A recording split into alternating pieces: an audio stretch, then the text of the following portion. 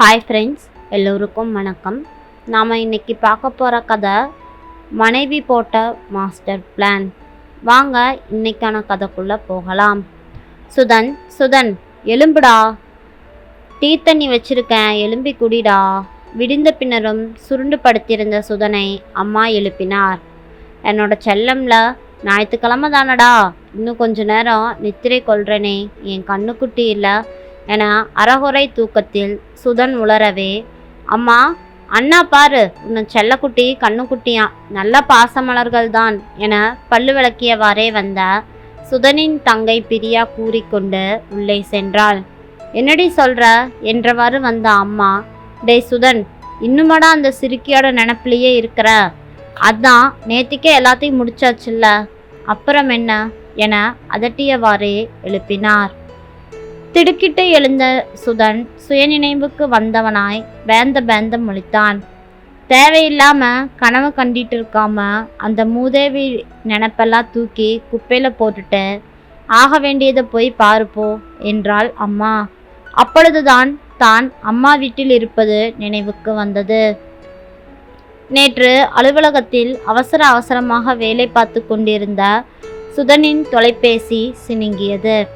எடுத்து காதில் வைத்தவாறு, சொல்லுங்கம்மா என்றான். நான் உன்னோட வீட்டில் தான் நிற்கிறேன்.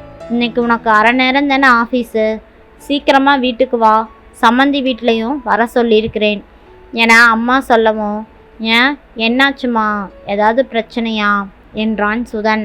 எல்லாத்தையும் ஃபோன்லேயே சொல்லிகிட்டு இருக்க முடியாது, வீட்டுக்கு வா. அவசரமாக வேலையை முடித்து கொண்டு வீடு திரும்பும் வேளையில் அவனது மன ஓட்டத்தை கட்டுப்படுத்த முடியாது திணறினான். ஒரு வழியாக வீடு வந்து சேர்ந்தவனுக்கு அதிர்ச்சி.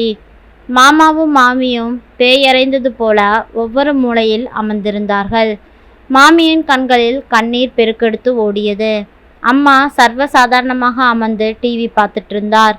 அறையின் உள்ளிருந்த மனைவி ஹாசினியின் விக்கல் சத்தம் அவனுக்கு கேட்டது. அப்பொழுதுதான் ஏதோ நடக்கக்கூடாதது நடந்திருப்பது என யூகித்தான். உள்ளே நுழைந்ததும் மாமாவும் மாமியும் எழுந்து கொண்டார்கள். மாப்பிள்ளை, என்னங்கம்மா ஆச்சு, ஏதாவது பிரச்சனையா என சுதன் தன் அம்மாவை கேட்டான். வாடா, வீட்டுக்கு வரக்கு இவ்வளவு நேரமா? சரி வா, எல்லாம் நம்ம வீட்டுக்கு போகலாம். என்னம்மா சொல்கிறீங்க? ஆமாம், நீயே உன் பொண்டாட்டி காதலிக்கும் போதே வேண்டான்னு தலையால் அடிச்சுக்கிட்டேன், இந்த சம்பந்தமே ஆகாதுன்னு நீ கேட்டியா என பிடிவாதமாக இந்த கல்யாணத்தை தானே பண்ணுனா. அப்பவே சொன்னேன், சீதனமாக தந்தா சம்மதிப்பேன்னு. இவங்களும் சரின்னு தானே சொன்னாங்க. 1 வருஷம் ஆயிப்போச்சு, இன்னமும் தருவாங்க போல தெரியல. அதான் உன்னை கையோட நம்ம வீட்டுக்கு கூட்டிகிட்டு போகலான்ட்டு வந்துட்டேன். அவங்க சீதன காசை தந்த பிறகு நீ இந்த வீட்டுக்கு வருவியாம்மா? அதுவும் 1 வாரத்துக்குள்ளே கொடுக்கணும்.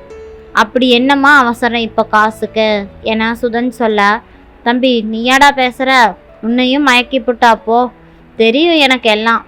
அதுக்கு ஒரு கிழமைக்குள்ள அவங்க கேட்ட சீதன காசில் பாதியாச்சு கொடுக்கணும். அப்புறம்தான் என்னன்னு முடிவு பண்ண முடியும். எவ்வளவு வேலை இருக்கு, பொண்டாட்டி பின்னால் சுற்றிட்டு இருக்கிற உனக்கு எங்கே இதெல்லாம் தெரிய போகுது? என்னமோ பேசிகிட்டு இருக்கிற, கிளம்பு.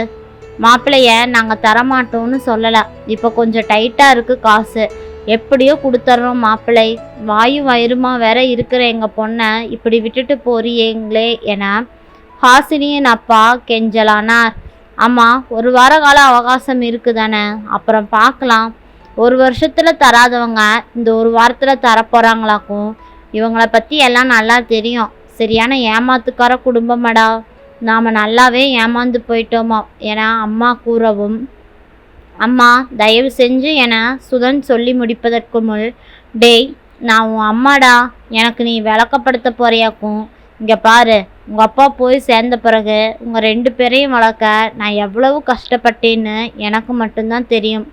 உன்னை கூட்டிக்கிட்டு தான் போவேன். இப்போ நீ வரலினா நேராக போய் குடும்பத்தோட மருந்து குடிச்சு இல்லைன்னா கிணத்துல விழுந்து சாக வேண்டியது தான். நான் வாக்கு கொடுத்துட்டேன், காப்பாற்றி ஆகணும் என அம்மா அப்படியே தலையில் கையை வச்சு தரையில் அமர்ந்து கொண்டு பேசலானாள். ஹாசினியின் அம்மாவோ, இப்படியெல்லாம் பேசாதீங்க சம்மந்தி, தயவு செஞ்சு நீங்கள் வாயை திறக்காதீங்க. வாயிலிருந்து வர்றது எல்லாமே பொய்யும் பித்தலாட்டமும். இனியும் உங்களை நம்ப தயாராக இல்லை என சுதனின் அம்மா கராராய் கூறினார். கொஞ்ச நேரத்தில் சுதன் எழுந்து ஹாசினி இருந்த அறையினுள் சென்றான். சற்று நேரமாகியும் வராததை பார்த்து, சுதன், நான் இங்கே ஒருத்தி கத்திக்கிட்டு இருக்கிறேன், உனக்கு அங்கே என்ன பொண்டாட்டியை கொஞ்சிட்டு இருக்கிற, இப்போ நீ வரையா இல்லை நான் போகட்டா என்று கேட்டார். அம்மா கொஞ்சம் பொறுங்க, இதோ வந்துடுறேன் என்றான் சுதன். சற்று நேரத்தில் சுதன் தனது உடைமைகளுடன் வெளியே வரவும் அவனது தாயின் முகத்தில் அப்படியொரு மகிழ்ச்சி. மாப்பிள்ளை போகாதீங்க மாப்பிள்ளை என மாமனார் துடித்து கொண்டு ஓடி வரவும், அப்பா விடுங்கப்பா, அவர் போனா போகட்டும்.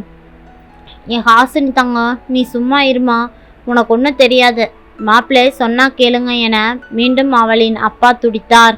அப்பா சொன்னா கேளுங்க, அவரை தடுக்காதீங்க என ஹாசினியின் குரலில் அழுத்தமான உறுதி தெரிந்தது.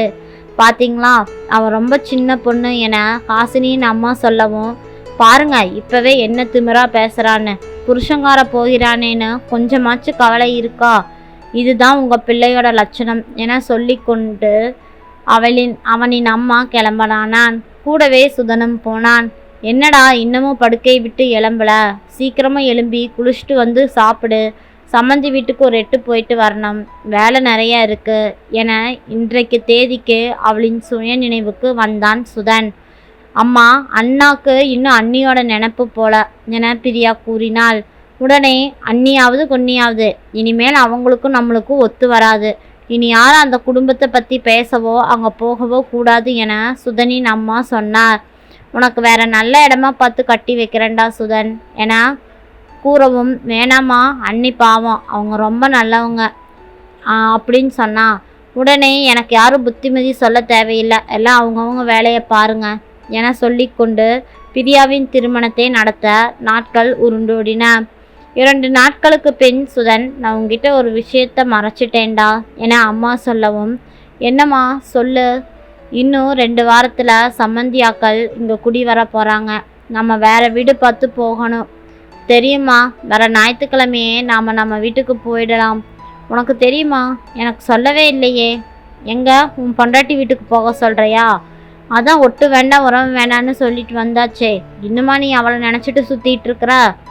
அம்மா, என்னை என்ன கையிலாகாதவன்னு நினச்சிட்டிங்களா, அவ என் பொண்டாட்டி, அவள் சீதனமாக கொடுத்தாலும் சரி, அவங்க வீட்டில் கொடுக்கலினாலும் சரி, இப்போ அவள் வேற மாசமாக இருக்கிறா, சீதனம் தரலின்னு இருக்கிறக்காக என்னை நம்பி வந்தவளை விட்டுட்டு வர்றதுக்கு நீங்கள் தனியாக கஷ்டப்படுவீங்கிறனால தான் ஹாசினியே என்னை போய் உங்கள் கூட நின்று எல்லா வேலையும் முடித்து கல்யாணத்தையும் சிறப்பாக நடத்தி கொடுத்துட்டு உங்களையும் கையோட கூட்டிகிட்டு வர சொன்னான்.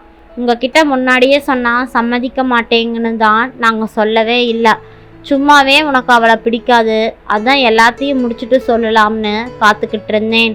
ஆனால் அவளுக்கு உங்கள் மேலே எவ்வளவு மரியாதை தெரியுமா, அளவே இல்லை. அமைதியாக இருந்தாள் சுதனின் அம்மா. ஏமா அமைதியாகவே இருக்கீங்க, அடிக்கடி கேட்டுட்டு இருந்தீங்களே சீதனத்துக்கு காசு எப்படி வந்துச்சுன்னு, அதுவும் அவள் கொடுத்தது தான். நம்ம சொந்த பந்தங்க கிட்ட கேட்டப்போ எல்லாரும் கையை விரிச்சிட்டாங்க. கடைசியில் அவள் தான் நாம் இப்போ குடியிருக்கிற வீட்டு பத்திரத்தை கொடுத்து அதை அடமானம் வச்சு காசை கொடுத்தா. கொஞ்சம் கொஞ்சமாக பணத்தை கட்டி பத்திரத்தை மீட்டுக்கலாம், இப்போ நீங்கள் கல்யாணத்தை நடத்தி கொடுங்க என சொன்னா. இப்போவும் அவளின் அம்மா அமைதியாகவே இருந்தார். என்னம்மா இப்போவும் அமைதியாகவே இருக்கீங்க. இல்லைடா, இவ்வளவு செஞ்சுருக்கிறா, ஆனால் நான் அவளை போய் வாய்க்கு வந்தபடி பேசிட்டேனே, இப்போ எந்த முகத்தை வச்சுட்டு போய் முழிக்கிறதுன்னு சொல்லு பார்ப்போம். அவள் ஒன்றும் தப்பாக நினச்சிக்க மாட்டாமா, நீங்கள் வாங்க என சொல்லி கொண்டிருக்கும் பொழுதே சுதனின் தொலைபேசி ஒலித்தது. எடுத்து பார்த்தவன், அம்மா ஹாசினி தான் கூப்பிட்ருக்குறோம், உங்ககிட்ட ஏதோ பேசணுமாம்மா, இந்தாங்க என மொபைல் ஃபோனை அவளிடம் நீட்டினார். உங்ககிட்ட தான் பேசணும் அத்தை, நான் ஹாசினி பேசுகிறேன், எப்படி இருக்கிறீங்க, கல்யாணமெல்லாம் நல்லபடியாக முடிஞ்சுதா, நீங்கள் எதை பற்றியும் யோசிக்க வேண்டாம், நானே நேரில் வந்து உங்களை கூட்டிகிட்டு வரணும்னு தான் இருந்தேன், ஆனால் இந்த மாதிரி நேரத்தில் என்னை ட்ராவல் பண்ணக்கூடாதுன்னு சொல்லிட்டாங்க, நீங்கள் எல்லாத்தையும் பேக் பண்ணிவிட்டு நாளைக்கு இவர் கூட இங்கே வந்துடுங்க, நாம் எல்லாத்தையும் பார்த்துக்கலாம் என ஆறுதலாக சொல்லவும், இல்லைம்மா இப்போ எந்த முகத்தோட என்று இழுத்தார் சுதனின் அம்மா. மாமி, நீங்கள் எங்கள் வீட்டுக்கு வரவும் இல்லை, எதுவும் பேசவும் இல்லை, சரியா? நீங்களும் எதை பற்றி யோசிக்காம நம்ம வீட்டுக்கு வாங்க, இதுதான் இனிமேல் நம்மளுக்கு வீடு என்று சொன்ன மருமகளை ஆனந்த கண்ணீருடன் பேசி கொண்டிருந்தார். நன்றி. இந்த கதை பிடிச்சிருந்தா நம்ம சேனலை சப்ஸ்கிரைப் பண்ணி மறக்காமல் பெல் ஐக்கானையும் கிளிக் பண்ணிக்கோங்க. தேங்க்யூ.